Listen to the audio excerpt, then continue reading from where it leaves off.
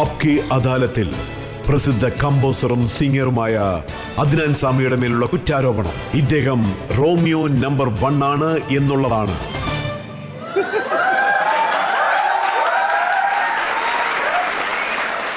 സൽമാൻ ഖാൻ എന്താണ് പറയുന്നതെന്ന് വെച്ചാൽ, ഞാൻ എൻ്റെ ശരീരം മെയിൻറ്റെയിൻ ചെയ്ത് ഒരു വഴിയായെന്ന്, ഫിറ്റ്നസ് ചെയ്തത് മതിയായെന്ന്.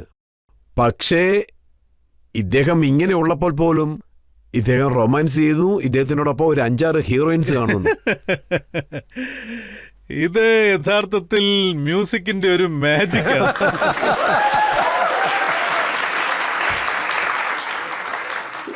നിറയെ സിംഗേഴ്സ് ഉണ്ട്, പക്ഷേ മാജിക് താങ്കളുടെ പക്കൽ മാത്രം. ഞാൻ എന്തു പറയാനാ, പാട്ടങ്ങനെയാണ്.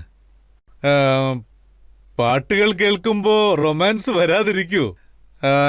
ഞാൻ നേരത്തെ പറഞ്ഞതുപോലെ, അതായത് താങ്കളും കൃത്യമായി പറഞ്ഞു, ഞാൻ ധാരാളം പാട്ടുകൾ ചെയ്യാറില്ല, വളരെ കുറച്ചേ ചെയ്യാറുള്ളൂ. അതായത് വളരെ കുറച്ചാണെങ്കിലും അത് ഞാൻ വളരെ പാഷനോടുകൂടി ശ്രദ്ധിച്ച് ടൈമെടുത്ത്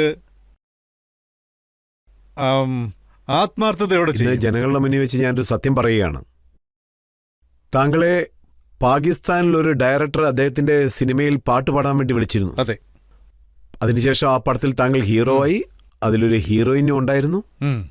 അതിനുശേഷം കുറച്ച് നാളുകൾക്കുള്ളിൽ തന്നെ ആ ഹീറോയിനെ താങ്കൾ റൊമാൻസ് ചെയ്യാനും തുടങ്ങി. അതിനുശേഷം വളരെ ചെറുപ്പത്തിലെ വിവാഹവും കഴിച്ചു. എന്ത് ചെയ്യാനാ, ചെയ്തല്ലേ പറ്റൂ.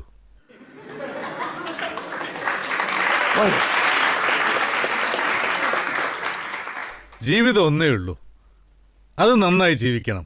നാളെ എന്താന്ന് പറയാൻ പറ്റില്ലല്ലോ. അതായത് കണ്ണുകൾ കൊണ്ട് തന്നെ? അല്ല, കണ്ണുകൾ കൊണ്ടല്ല, ആംഗ്യത്തിലൂടെയാണ്. ഇപ്പൊ സൽമാനെ പ്രകോപിപ്പിച്ചിരിക്കുകയാണ്. എനിക്ക് 3 വിവാഹമായി, പെട്ടെന്ന് വിവാഹം കഴിക്കും. അത് ഞാൻ പറഞ്ഞു. അതായത് ഞാൻ വളരെയേറെ പരിശ്രമിച്ചിരുന്നു. പക്ഷേ അദ്ദേഹം വളരെ കൂളായിട്ട് എന്നോട് പറഞ്ഞു, നീ 3 കല്യാണം കഴിച്ച് എന്ത് നേടി, പിന്നെ ഞാനെന്തിനാ ഒരു കല്യാണം കഴിക്കുന്നതെന്ന്. അതായത് ജീവിതത്തിന്റെ കാര്യത്തിൽ ഞാൻ ശരിക്കും പറഞ്ഞാൽ I M A very traditional kind of A person. ഞാൻ വിദേശ രാജ്യങ്ങളിൽ ജീവിച്ചവനാണെങ്കിലും എൻ്റെ വിദ്യാഭ്യാസം വിദേശത്തായിരുന്നുവെങ്കിലും ഞാൻ മോഡേണായ പേഴ്സൺ ആണെങ്കിലും ഒരുപാട് കാര്യങ്ങളിൽ ട്രഡീഷനാണ് ഞാൻ ഫോളോ ചെയ്യുന്നത്. എന്നെ സംബന്ധിച്ചിടത്തോളം ഒരു വ്യക്തി അവരുടെ സംസ്കാരത്തെ ട്രഡീഷണലിനെ ഫോളോ ചെയ്യുന്നത് അത് വളരെ നല്ല കാര്യമാണ്. അത് പിന്തുടരണം. അതൊരു ബേസിക്സ് ഉണ്ടാക്കി അതിന്റെ പുറത്ത് നിങ്ങൾ മോഡേണിറ്റി കൊണ്ടുവരാം. അതാണ് നല്ലത്. നിങ്ങളുടെ അടിത്തറ എപ്പോഴും അതായിരിക്കണം. ഞാനിത് ആരെയും ജഡ്ജ് ചെയ്തുകൊണ്ട് പറയുന്നതല്ല, ഞാൻ ഇങ്ങനെയാണെന്നാണ് പറഞ്ഞു വന്നത്. അതായത് ഞാൻ ആരെ ആത്മാർത്ഥമായി സ്നേഹിച്ചോ അവരെ തന്നെ വിവാഹവും കഴിച്ചു. ഐ ഡിഡ്ന്റ് വാണ്ട് ടു ഞാൻ എപ്പോഴും ആ പ്രേമത്തിന് വളരെ സത്യസന്ധമായി ജെന്യൂനായ ഒരു ഫീൽ ഉണ്ടാക്കണമെന്ന് കരുതിയിട്ടുണ്ട്. അത് ഞാൻ വെറുതെ ഒരു നേരം പോക്കിന് വേണ്ടി ചെയ്ത കാര്യമല്ല. അതായത് ഞാൻ വളരെ ആത്മാർത്ഥമായിട്ടാണ് സ്നേഹിച്ചത്. യുനോ, വേറൊന്നുമില്ല അതില്. താങ്കൾ എന്ത് പാട്ടാണ് പാടുന്നത്? भीगी भीगी रातों में फिर तुम आओ ना,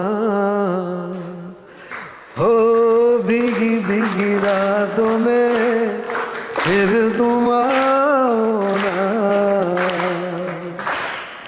ऐसी बरसातों में आओ ना, आओ ना, हो ऐसी बरसातों में आओ ना. ഓഡിയൻസിൽ ആർക്കെങ്കിലും ചോദ്യം ചോദിക്കണമെങ്കിൽ ചോദിക്കാം. ബജ്രംഗി ഭായിജാൻ പടത്തിൽ പാകിസ്ഥാനെ എങ്ങനെ കാണിച്ചിരുന്നോ അതുപോലെ തന്നെയാണോ പാകിസ്ഥാൻ, അതോ സിനിമയിൽ വെറുതെ കാണിച്ചതാണോ?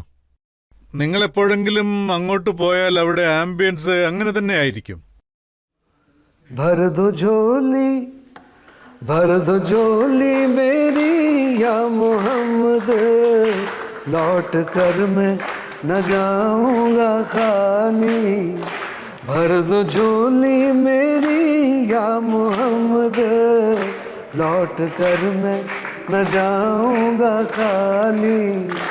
भर दो झोली आका जी, भर दो झोली नबी जी भर दो झोली मेरी या मोहम्मद लौट कर मैं न जाऊंगा खाली.